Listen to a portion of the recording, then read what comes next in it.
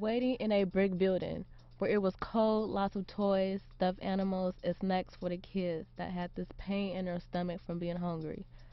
Of course, I can say I know how that pain feels like. At the age of 4, I patiently waited as I watched the lady at the front desk make calls for me to be placed in a foster home.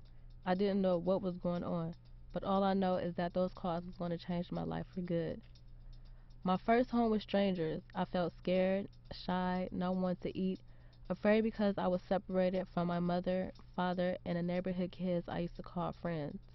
But of course, my foster mother, Miss Ivy, promised me that everything was going to be okay.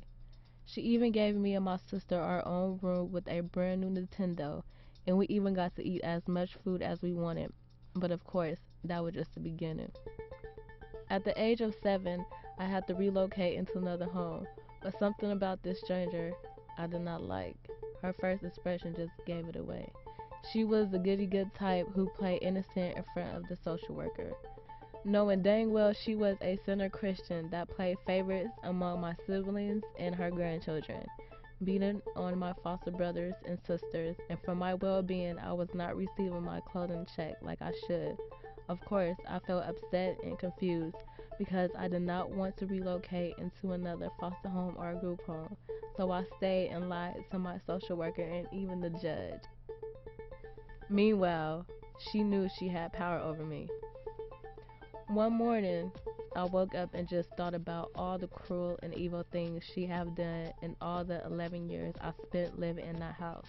I asked myself, why am I still living in this lady house when I know she don't care about me? She just cared that I am there so she can collect her monthly check.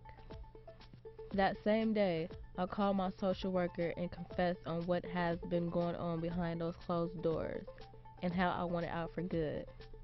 And no one, not even her, had power. This time it was me that had all the power.